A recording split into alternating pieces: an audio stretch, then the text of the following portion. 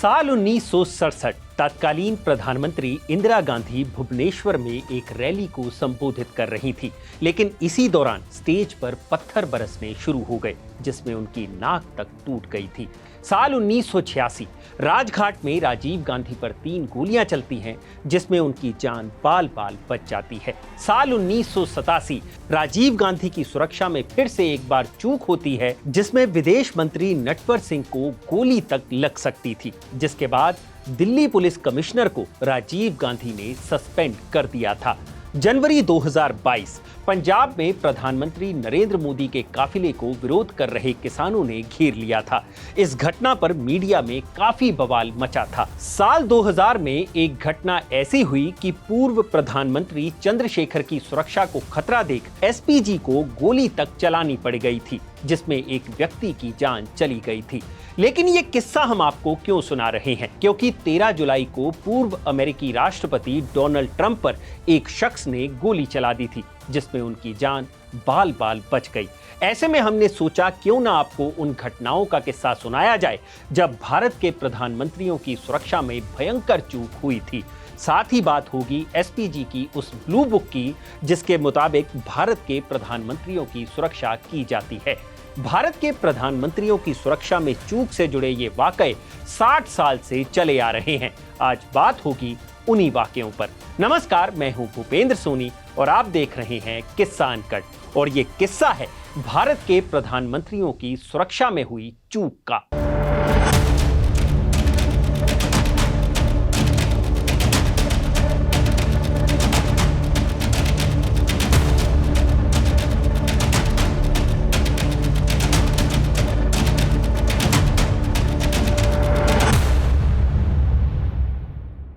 Video शुरू करने से पहले आपसे एक गुजारिश है कि इस वीडियो को लाइक और शेयर जरूर करें, ताकि ये जानकारी ज्यादा से ज्यादा लोगों तक पहुंच पाए। अब आते हैं अपने किस्से पर। यह घटना है 9 फरवरी 1967 की। भारत में आम चुनाव होने वाले थे और इंदिरा गांधी उड़ीसा के भुवनेश्वर में एक रैली को संबोधित कर रही थी। लेकिन जैसे ही इंदिरा गांधी ने मंच पर बोलना शुरू किया तो भीड़ ने उनके खिलाफ नारेबाजी करनी शुरू कर दी और देखते ही देखते स्टेज पर पत्थर बरसने शुरू हो गए, जिनमें से एक पत्थर एक सुरक्षा कर्मी को लगा और दूसरा एक पत्रकार को, जिसके बाद सुरक्षा कर्मियों ने इंदिरा गांधी से भाषण खत्म करने की अपील की, लेकिन उन्होंने ऐसा नहीं किया। इस दौरान मंच पर पत्थर बरसते रहे। खैर, भाषण खत्म हुआ और इंदिरा गांधी मंच पर ही आकर कुर्सी पर बैठ गई। इंदिरा के भाषण के बाद कांग्रेस के स्थानीय उम्मीदवार ने मंच पर बोलना शुरू किया, जिसके बाद भीड़ और उग्र हो गई और मंच पर पत्थरों की बौछार फिर से शुरू हो गई। कैथरीन फ्रैंक इंदिरा गांधी की बायोग्राफी में लिखती हैं कि ये देख इंदिरा गांधी उठ खड़ी हुई और उन्होंने मंच से ही चिल्लाकर कहा, ये क्या बदतमीजी है, क्या इसी तरह आप देश को बनाएंगे? लेकिन भीड़ ने उनकी एक बात नहीं सुनी और मंच पर फिर से पत्थर बरसने लगे। इनमें से एक पत्थर इंदिरा गांधी की नाक पर आकर लगा, जिससे उनकी नाक की हड्डी टूट गई। इस घटना को प्रधानमंत्री की सुरक्षा में एक बड़ी चूक की तरह देखा गया और आरोप लगे कि सुरक्षा कर्मियों ने ब्लू बुक के नियमों को फॉलो नहीं किया और भीड़ को मंच के पास आने दिया। हालांकि इंदिरा गांधी ने अपनी टूटी नाक के साथ ही चुनाव प्रचार जारी रखा और वो अक्सर अपनी हालत पर हंसते हुए कहती थी कि मैं बैटमैन की तरह दिख रही हूं।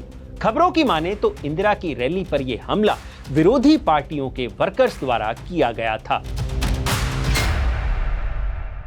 इसके बाद आया साल 1984। 31 अक्टूबर 1984 को इंदिरा गांधी की उनके ही सुरक्षा कर्मियों ने हत्या कर दी थी, जिसके बाद प्रधानमंत्री की सुरक्षा में काफी कड़े बदलाव किए गए थे।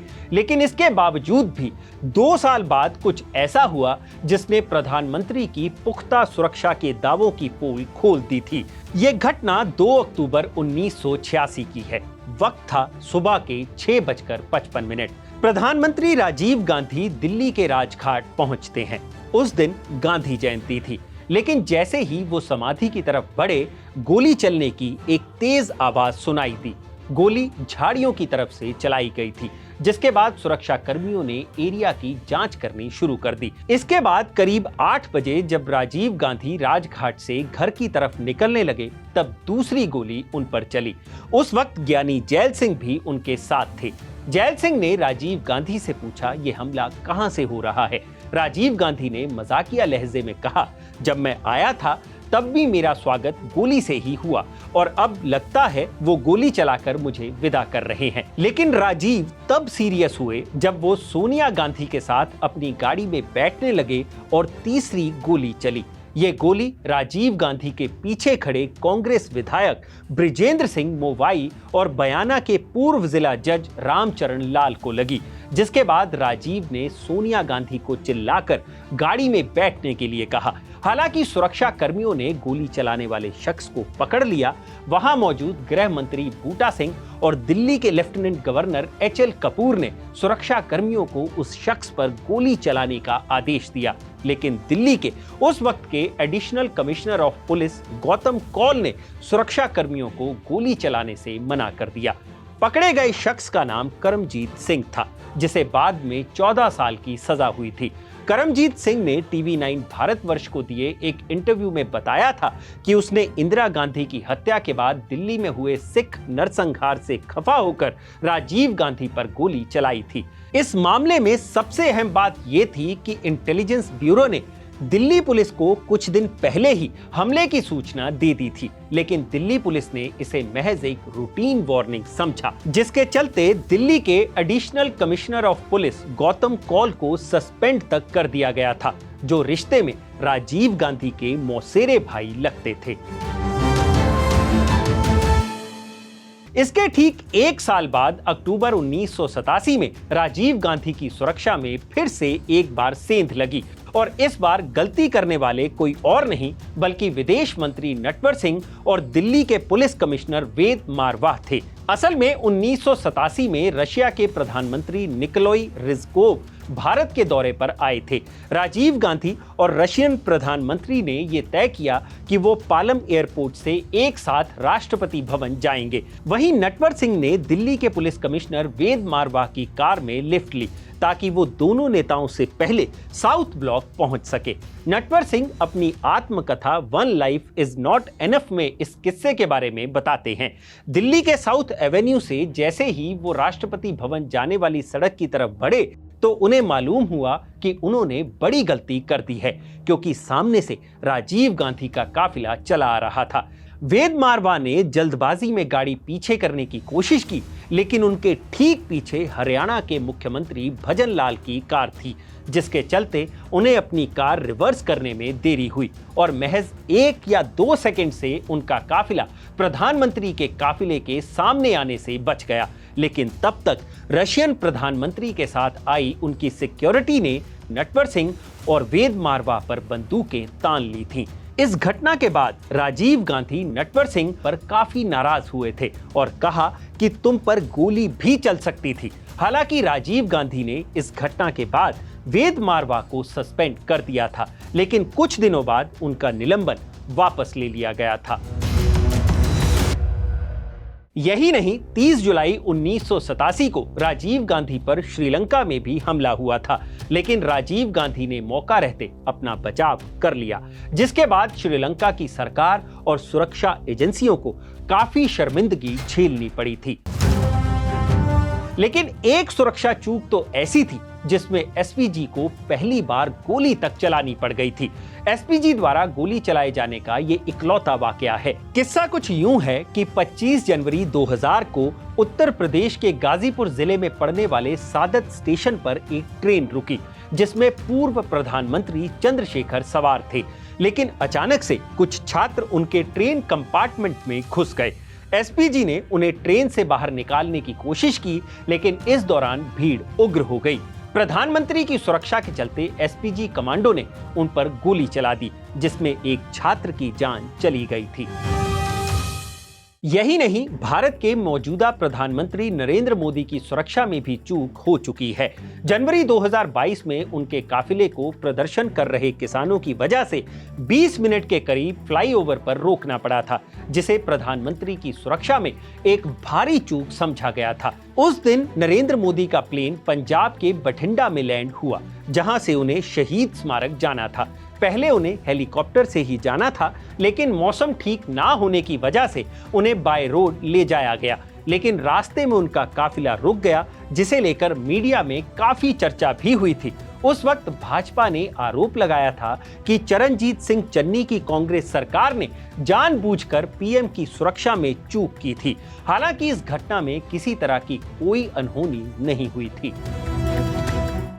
तो ये है भारत के प्रधानमंत्रियों की सुरक्षा में हुई चूक से जुड़े किस्से। लेकिन अब जाते जाते हमें एसपीजी और ब्लू बुक के बारे में भी जान लेना चाहिए, जिसमें पीएम की सुरक्षा को लेकर रूल्स लिखे गए हैं। प्रधानमंत्री की सुरक्षा एसपीजी के हाथ में ही होती है। एसपीजी का गठन साल 1988 में किया गया था, जिसका हेडक्वार्टर साउथ वेस्ट दिल्ली के द्वारका में है। एसपीजी में मेन और विमेन दोनों को शामिल किया जा सकता है। एसपीजी में जिन सुरक्षा कर्मियों को लिया जाता है, उनकी भर्ती सेंट्रल आर्म्ड पुलिस फोर्सेस जैसे कि border security force, central reserve police force, central industrial security force, the Indo Tibetan border police और रेलवे प्रोटेक्शन फोर्स सर्विस से होती है। इनमें से सबसे बेस्ट लोगों को ही एसपीजी के लिए चुना जाता है। प्रधानमंत्री की सुरक्षा के लिए मिनिस्ट्री ऑफ होम अफेयर्स की तरफ से एक सुरक्षा मैनुअल एसपीजी को दिया जाता है, जिसे ब्लू बुक कहते हैं, जिसमें बताया गया है कि पीएम की सुरक्षा में किन किन चीजों का ध्यान रखना है। जैसे प्रधानमंत्री जिस जगह यात्रा पर जाने वाले हैं, वहां उनके पहुंचने से 3 दिन पहले ही सुरक्षा का पूरा जायजा लेना होता है। सेंट्रल और लोकल इंटेलिजेंस से सुरक्षा को लेकर इनपुट लेना भी जरूरी है। यात्रा के दौरान इमरजेंसी पड़ने पर एक कंटिंजेंसी प्लान होना भी जरूरी है। प्रधानमंत्री के काफिले में कौन कौन किस जगह चलेगा, ये भी सब डिसाइड होता है। और अगर अचानक प्रधानमंत्री का प्लान चेंज होता है, तो उसके लिए ऑल्टरनेट रूट तय करना भी एसपीजी की जिम्मेदारी होती है, जिसके रूल्स ब्लू बुक में लिखे गए हैं। यही नहीं, विदेश यात्रा के दौरान प्रधानमंत्री सिर्फ एयर इंडिया 1 में ही सफर करेंगे। प्रधानमंत्री के पहुंचने से पहले 2 और विमानों को भी तैयार रखा जाता है, ताकि अगर प्लेन में कोई खराबी हो तो प्रधानमंत्री दूसरे प्लेन से सफर कर पाएं। ये वो सब रूल्स हैं जो ब्लू बुक में लिखे गए हैं। जिस कमांडो को एसपीजी में शामिल किया जाता है, उसके परिवार, दूर के रिश्तेदार और उसके दोस्तों तक की जांच की जाती है। एसपीजी में शामिल हर कमांडो का एक ईयरली टेस्ट भी होता है, और अगर वो उसमें फेल हो जाता है तो उन्हें एसपीजी से हटाकर उनके पेरेंट काडर में भेज दिया जाता है। तो ये है भारत के प्रधानमंत्रियों की सुरक्षा से जुड़ा पूरा किस्सा। अगर आपको यह किस्सा पसंद आया हो तो इसे लाइक और शेयर जरूर करें, और जानकारी से भरे ऐसे ही और वीडियोस देखने के लिए सब्सक्राइब करें हमारा चैनल अनकट। शुक्रिया।